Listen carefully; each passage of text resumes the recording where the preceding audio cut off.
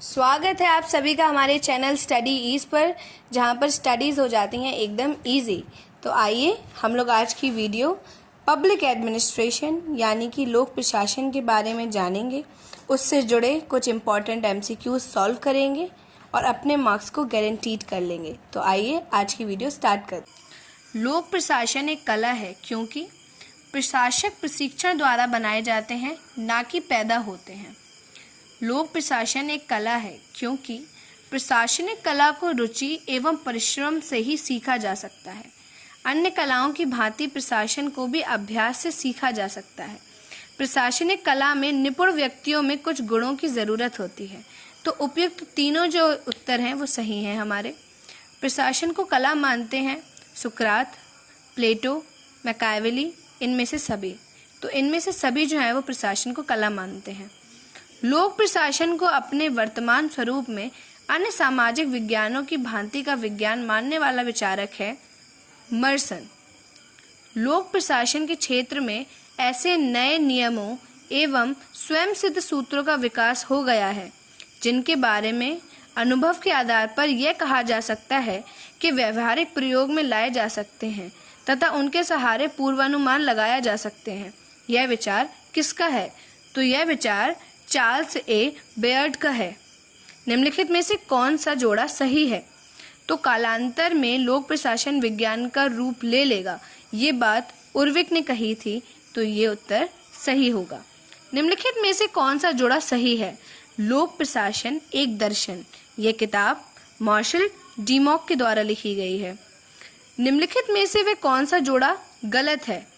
तो max weber की D administrative किताब नहीं है।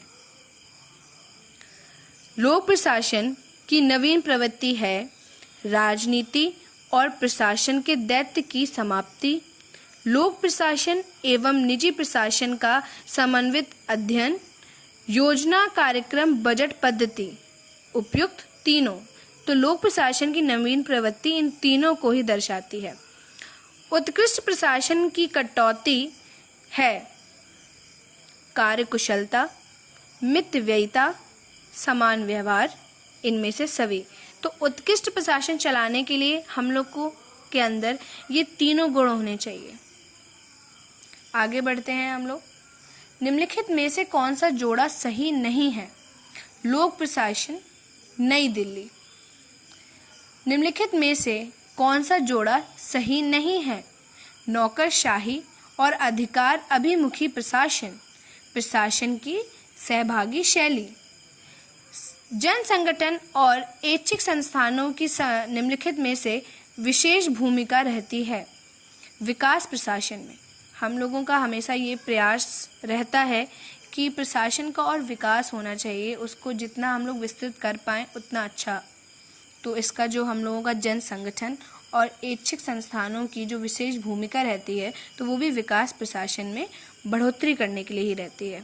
लोक प्रशासन की परंपरावादी विचारधारा का प्रतिनिधित्व करने वाला विचारक है हेनरी फयोल। हम लोगों ने हेनरी फयोल के बारे में पढ़ा था कि उनके 14 सिद्धांत भी थे। तो आइए आगे बढ़ते हैं। लोक प्रशासन की वह कौन सी विचारधारा है जो औपचारिक संगठन की संरचना के अध्ययन पर जोर देती है? तो परंपरावादी विचारधारा जो है वो औपचारिक संगठन की संरचना के अध्ययन पर जोर देती है। वह कौन सा देश है जहां लोक प्रशासन विषय को अत्यधिक सम्मान का दर्जा प्राप्त है? तो जो अत्यधिक सम्मान और लोक प्रशासन के विषय की हम लोग बात करते हैं, तो लोक प्रशासन जो विषय है वो अमेरिका से ही फैला हुआ है, अमेरिका से ही उसको एक पहचान मिली है। तो इसको सम्मान का जो दर्जा है वो अमेरिका से प्राप्त हुआ है। सभ्य शासन तथा मेरे विचार से स्वयं सभ्यता का भविष्य भी हमारी इस क्षमता पर निर्भर करता है कि हम एक सभ्य समाज के कार्यों की पूर्ति के लिए एक कुशल प्रशासकीय दर्शन, विज्ञान और व्यवहार का विकास कर सकें। तो यह कथन किसका है? यह कथन चार्ल्स बेयर्ड का है। लोक प्रशासन को विज्ञान मानने वाला प्रमुख विद्वान लेखक है विलोबी। लोक प्रशासन के अध्ययन का एक परंपरावादी उपागम है कानूनी उपागम। लोक प्रशासन के अध्ययन का एक आधुनिक उपागम है व्यवस्था विश्लेषण उपागम। लोक प्रशासन के अध्ययन के कानूनी उपागम का लक्षण नहीं है।